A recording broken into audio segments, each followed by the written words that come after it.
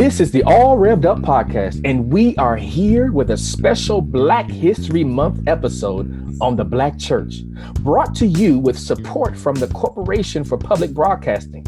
I'm Reverend Emmett Price. And I'm Reverend Irene Monroe, and we're back, and happy Black History Month. Irene, before we head into a conversation on the Black Church, reimagining our story and our song, let's take a moment to thank each and every one of our listeners. We are back just because of you, our listeners. Amen. We are so blessed because of your support, your encouragement, your feedback, and your comments. Thank you, thank you, thank you. And a tsunami of thanks, as Reverend Price said, for your comments, your tweets, your emails, and a tsunami of thanks for our amazing producers. Yes. Carla Wright. Yes. And Cavante Smalls. Yes. All right.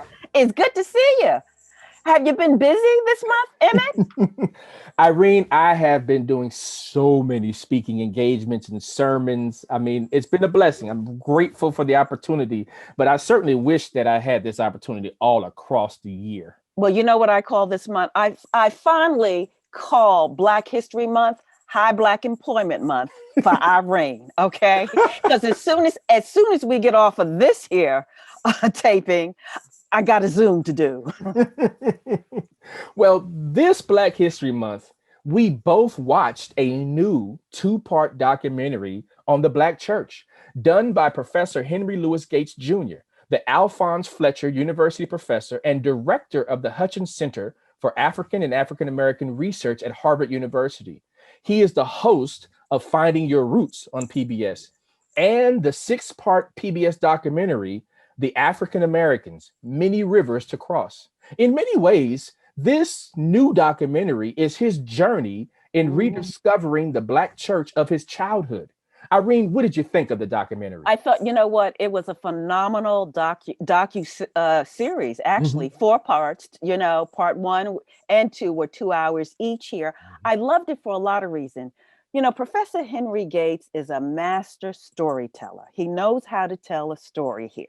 And so what we see in the beginning is he books in his story with going to this small church in West Virginia of his childhood. Looks like a praise church, okay? And you look at it and you think it's nothing significant in that it's not one of the big churches like Abyssinian Baptist Church or Concord Baptist Church, the big ones that we know of, but this small church that looks like a praise church. And at the end of the series, he goes back to his church. So you know what this was? A story within a story about a nation within a nation. And what I mean by that is that it's his story. He's like the prodigal son who comes back home after so many years, who have left the church because he's been busy out in the world, and comes back home, looks at this church anew, but with some old fond memories that expands his understanding of the importance and the centrality of the church. What I loved about it is that granular look, because we talk about the Black church, but we forget that, yes, it's 250 years of slavery, 90 years of Jim Crow, 60 years of separate and unequal, quote unquote. But when I say a granular look, we see it through this, not only the Civil War, but we see through the Great Migration, the 2 Great Awakenings, 1 and 2, and how theology, music, and liturgy not only shaped the Black church, but also the white church and white theology too. Because when we get to the Great Awakening, I learned something about the Methodists that I had never understood before, which was that, you know, they were against slavery, the good ones. Yeah. Okay, let's just say the good ones. Yeah, the good ones, yeah. Okay, yeah. The good ones. Well, I mean, you raise a whole lot of stuff here. I thought that it was a wonderful exploration from his vantage point. I'm so glad that you said that, because as his own story, how do you criticize that? You know, it's his lens. That's right. And it's his ability to really work through his own experience as a Black man in the United States with a legacy, right? And spiritual journey. Yeah, all of that. Really, all of that. Yeah. I mean, I love the footage. I mean, the videos that were in there were amazing. The audio that was in there was amazing. The images that was in there, the research that goes behind it was amazing. And so I thought it was a great exploration, particularly for folks who aren't from the Black church, who are able to kind of look in from outside and have a new, profound, I would hope, just appreciation for our experience. Because I will say that, Irene, you and I come from the Black church. This is home for us. So Right. it would be very easy for us to be critical, Mhm. which we will do shortly, Absolutely. about some of the nuances that Right. maybe were not necessarily dealt with in totality. But overall, I thought this was a great, docu-series, as you call it, and a huge success. Yeah, it's very, very interesting. And again, we want to emphasize to folks, because that this is from his lens. This is Mhm. his story, a story within a story, yet placing the Black church. And when I say a nation within a nation, given the struggles that we've had around segregation, it shows the centrality of the Black church. Not only through history, but through denominations. Yes. And with denominations, you see, it's so interesting because the church is complex, and it's the most enduring institution that we've had. Yeah. It talks about a genius of a people, and no matter what our denomination is, no matter what our anger with the Black church is, and Emmett, I got plenty of it. Okay, being a woman and queer. Okay, Mhm, okay, um, but but the common thread. See, this is the thing, and this is why they sort of look at the church monolithically, but it's really not. The common thread, no matter what our theology is, no matter what music we shout and speak in tongues about, the constant thing is about freedom. Is yes. about freedom. Yes. And that is the centrality of our church here. And I love that segment where this Black woman said, someone had asked this Black woman, how do y'all know the songs that are on the picket line? And the woman just said very simply that the pastor moved folks from the pews to the picket line. And our church songs, where there was Jesus, we just said freedom. And Mhm. that right there is the beginning, which I want to talk to you about, a Black liberation theology, because I have to tell you, as a graduate of Union Theological Seminary to go get my Mhm. MDiv before I Mhm. came up here to Harvard, I took classes with James Cone, Mhm. and he's the godfather of Black theology. But Mhm. oh my God, we find out the early ruminations of it with Yes. Bishop Henry McNeil Turner. Oh Yes. my God. Then we see the early, seeds of it. And then we see this. This is why I loved his sort of he meaning Henry Louis Gates, his sort of telling of it, because yeah, we see the bishop here, Bishop Turner here. Then we see Marcus Garvey during this Mhm. Pan-Africanism. And Mhm. then out of that comes Elijah Muhammad, the Nation of Islam. And out of Mhm. that comes Malcolm. And then comes, James Cone, Mhm. and King is in there. He's in there. But again, it's an amazing body of information. It is a Black church epistemology all Well, in one. it is that, and it shows front and center the brilliance, the Mhm. resilience, The the genius. genius, the intellect, and the courage of Black folks. And Mhm. I think that alone says a whole lot in the way that, Dr. Gates narrated this, the Yeah. fluidity and the kind of, it flows in so many different ways, where it integrates so much of American and global history. Yeah. One can say, this nation wouldn't be where it is without Black folks. I mean, it's Oh, well, clear as day. listen, that's what our listen, Black folks, see, they think of it as in terms of labor, but our music, our Hmm. fashion, Hmm. listen, all the inventions that we've made Yeah. that Yeah. we couldn't get patents for here. Yeah. What I like about his ability to tell a story, because he ventures out. Yeah. He goes out. He Yeah. goes out. He makes sure that we understand the sort of African retention. So he goes to Sapelo Island, one of the That's right. Geechee Islands, Geechee Hmm. Gullah Islands here Hmm. and stuff. And he helps us to see the African retentions in the ring shout. Yeah. Okay. Yeah. Okay. And so when we're shouting in church and we may not make that connection, that goes back home And to the ring also, shout. the influence of Islam Okay. Culturally within Christian spaces. That was That's fun. right. That was profound for me. That And was you know, amazing. it's so funny. One of the things we had to tell folks when America started revving up being Islamophobic, Yeah, that Islam, the religion Islam, came through the slave trade, that's right. because not all of us were Christians. We brought a number of religions Mm-hmm. to us.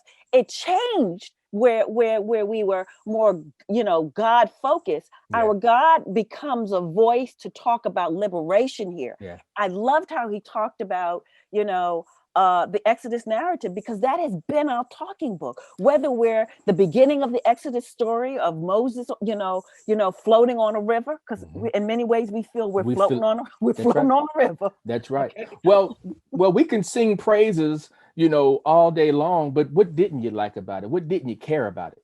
Okay, well, one of the things, I mean, we're a complex people, okay? Yes. And some of the things we didn't look at. Now, when we talk about denominations, and I'm going to get to women and queers, but let's talk about the denominations first, okay? Because I'm going to go off on that piece.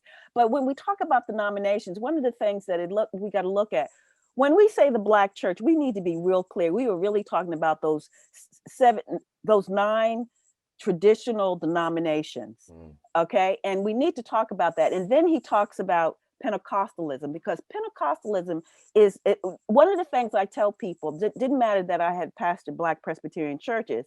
I'm Baptist Costal. I'm low church. Okay. High church is AME, and then Episcopalian, but I'm the one that slain by the Spirit, talking in tongues, shouting. I'm of that kind of church. And what he hit at 2 things: the different expressions within the denomination around class and geographical location.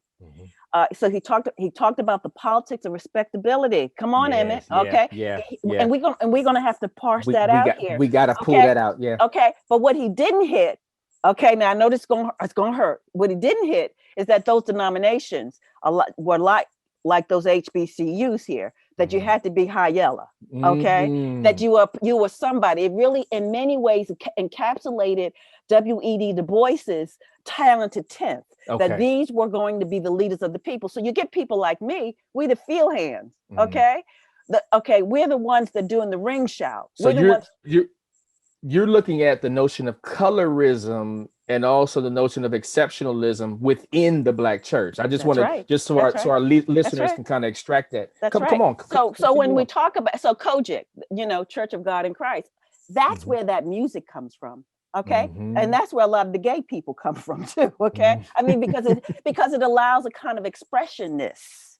And it kind of, this is where the rock and roll of gospel comes in, the hip hop of gospel comes in. That's where the drums, the guitars. When you look at those folks, these are the folks that bring the musicality and a different kind of theology. Okay, because there are the politics of respectability was the whole idea that you would go to church. Come on now, no offense, but some of those denominations, if you shout amen, people look at you like, you crazy. Okay, because the politics of respectability had an element of accommodationist and assimilation, right? Well, folks, I don't know if Irene is preaching or if she's a journalist in this moment, because she is on fire. We're going to have to take a break and we'll be back, and maybe I'll get a word in, on the second side. If not, then but this is the All Rev'd Up Podcast.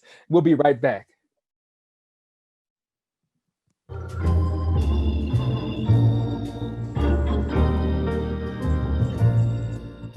Blessed assurance, Jesus is mine. Yes, he is. Oh, what a fall. That was the Clara Ward Singers, 1966 recording of the great gospel hymn, Blessed Assurance. Irene, you remember that one? I certainly do. I certainly do, and love it, and love all renditions of it and stuff. I know that's right. This is the All Rev'd Up Podcast, and we're back. Irene, we cut you off as you were sharing your dislikes of the documentary. Come on back in. Okay, I tell you, it's going to take 1 minute here. I just want to wrap up about the politics of respectability. And what I really want to say that it creates this insider outsider, who's in and who's out. But it also creates a static and stagnant church, a vibrant church that is always rebirthing itself, but instead it becomes downtrodden and a church on the down low. We're going to come back to that because you just said a mouthful there. I'm going to share my dislikes, and I don't want to repeat what you said. Some of that, overlaps. But what's interesting is the Black church is so complicated that it's never been linear. And of course, in storytelling, you try to make, a linear, kind of arc. And I think that that's problematic because there's too many places where there's so many nuances and so many perspectives and things that you can see from different vantage points and different sides that we didn't, really explore. The other thing is I was like, and I'm just going to be bad here for a second. Why do we have so many white folks as experts on the Black church? I mean, go ahead now, go ahead. I mean, I'm just saying, because the whole narrative is that this was for Black folks by Black folks, and now the experts on the Black folks and the forness of the Black folks was non-Black folks.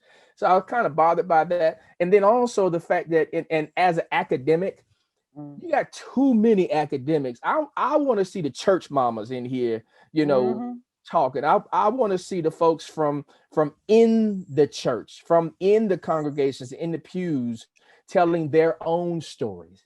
Because who is more empowered by the agency? Isn't that the narrative, right? The agency of the Black church, backbone. Throw that up in there.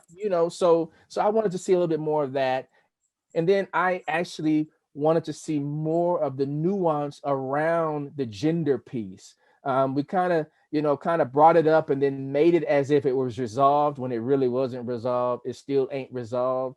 And then the whole piece about the LGBTQ community, it kind of popped it in, pulled it out a little bit, and so, I'm glad that you and I are talking this today about this because I want to hear what you have to say about the gender and the queer piece. Okay, first of all, I just want to say another part that it dropped very quickly, and it's a large part of what I call the Black religious cosmos is Black Catholics.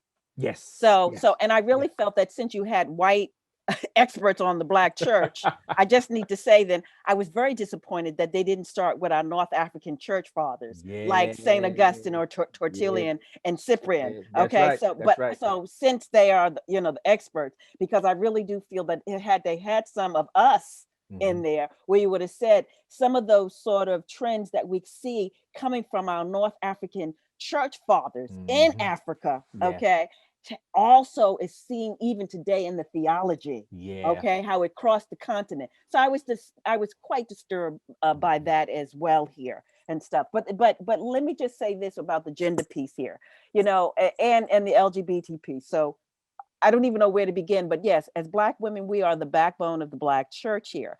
And what bothers me is this here, is that we will say that Black women are very powerful in the church. Okay, some of us have privilege in the church. Some of us have power and privilege in the church, but I call a lot of these women what I call Black church patriarchal church mothers, because they don't decenter the heteronormativity within the Black church. Given that, they have created a kind of women's league within the church, different kind of sororities, I would call it, within the church. But the problem with that is that if you LGBTQ, you still can't be part of that little sorority. So this is the question that I always ask about the Black church. And I say it's a church on the down low, and it doesn't matter if you are queer or if you're straight. But I always say this too, that gay people love Jesus just as much as straight people, number one. So I get sick of this theological qualifier when they describe me saying love the sinner and hate the sin. But this is the problem. Why can't we as African Americans, as an African American community, tell the truth about our sexuality? That's number one. Number two, what price do we pay in telling that truth? And then, and what role does the church play really in perpetuating what I call unhealthy sexual behaviors? I'm talking about STDs. I'm talking about pregnancies. I'm talking about stuff that people will not talk about because we don't have an embodied theology. That's the point. And the only time we're embodied is when we're singing and shouting. But to talk about that and how the trauma of slavery has everything to do with a kind of has everything to do with why we don't have an embodied theology. We don't love our bodies. Is profound. This is why I felt when Bishop Henry McNeil Turner talked about we're the only people that got a God that don't look like us. That was the beginning, an invitation to talk about an embodied theology. Yes. First, God got to look like us. So if God is looking like us, then we got to think, well, okay, then that means God is embodied in us. And you know, one other thing that he said was that Pharaoh is on both sides of the Red Sea. Yes, so as much as we trying to escape our present reality to get somewhere, you ain't going to escape. So you might as well put your feet down and fight right now. That's right. That's right. And so this whole notion about an embodied theology is a very important, it's actually very, very important for us. But I think that's one of the reasons, like I love the end part at the very end of the docu series, you have John Legend singing at the piano, who comes out of, again, Pentecostal background. And he kind of hits it too, because when we look at Black Lives Matter, when we look at his generation, the children are not in the church. I think the last time we got them with Kirk Franklin, and Kirk Franklin was in the docu series here. He brought hip hop. And my point is that we have to be about a faith in light of doing justice in the time in which we live in. So what happens, a church that really is prophetic and still has the seeds of being a prophetic church, you don't have gay people in there, you don't have millennials in there, you don't have the Black Lives Matter folks in there, you don't have the homeless in there. So it has to be reimagined in a way that it brings all the folks that are left out and it doesn't become an elite club. Well, then let's stay here for a second, because one of the things that I really wanted to do with this episode is really talk about our dreams for the Black church moving forward. So you just listed a couple here. Are there any more just kind of bullet points or sound bites that you have in terms of your dream and your vision for the Black church? Oh yeah, I do. I really wish. Yeah, I do. I want us to take those texts of terror, those passages in the Bible that denigrate and damn women, LGBT people, homeless people. I want us to take them out of the closet and talk about them in a way that we understand the actual meaning of it, and to do what Howard Thurman did. Howard Thurman, if you remember, Jesus of the Disinherited, he says in that book, I love it. He says, my mom took out a lot of verses out of the Bible. Okay. The stuff that Paul read. That's right. Okay. And we remember Paul says slaves ought to be obedient to their slave masters. Wives should be subservient to their wives. I think Paul was gay because he had a thorn in his side. That brother was on the down low, but that's my hermeneutical twist on that. But for another time. But my point is that, and I think Howard Thurman said that boy gay. Okay. He lying. But my point is that I think that I love the fact that he starts, before we give it a name, a canon within a canon. Yes. Those verses that lift us up. And I think that his mother, and I think people were doing it long before we took it to the academy and gave it a name. Let's get those verses. Let's talk about Moses. Let's talk about this person here. Let's talk about, let's talk about Solomon. That love, that Black love in the Song of Solomon. So I think, again, we've always have been very critical about the Bible. We've not done enough to really talk about it, and that would reimagine how we do our church. Wow. I mean, you've laid it out. That would certainly be a church that I would love to be a part of there. I mean, I have maybe 4 bullet points here. One is to tell our own story in a way that reveals that we do not have to placate and appease white fear and white fragility, right? Our narrative and our experience does not have to be in response to the fact that white folks are afraid of us. So that's 1. 2, a vision for unity without uniformity. Right. So that we have a Black church that is not polemic, not binary, and is inclusive in a way that is divine and not carnal. And here is that notion of the embodied theology that you're talking about. Right. If God created all of us then how come we can't all be together, right? And then for me, number 3 is to empower our children to be their own tradition bearers and their own cultural curators so that they can tell their own story and they don't have to wait on some scholar outside of the Black church to tell them about the Black church. And my 4th one is to have the same commitment to political and economic development as much as spiritual and social empowerment that we saw in the early days of the Black church when we didn't have nothing, we didn't have nothing to put nothing in, and we didn't have nothing to tell nobody about the nothing that we didn't have. Amen. Certainly came a long way from nothing to at least having just a little bit of something right now. All right. That's an amen. Reverend Price. And you know, I like to talk, but that's an amen. We got to have some hopes and we have to have some dreams. I am just, I think the docu-series, as you call it, is more good than not good because it is a conversation starter. And I tell folks all the time, for me, a good book does not mean I agree with it, does not mean that I'm always inspired or encouraged by it, but it's something that stimulates my curiosity and stimulates some thoughts such that I want to have conversations with other folks. And I think that this documentary does just that. We just have to stop doing it in February. Okay. The only time to showcase the Black church. What you say? We Black all year long, huh? That's right. But it is high Black Employment Month for me. Well, on that note, thank you to our listeners for desiring to hear what we had to say about this docu-series. If you haven't seen it, go check it out so that you can have conversations with other folks and wrestle with it. And at the very least, learn something about Black folks. Learn something about Black folks, particularly in Black history.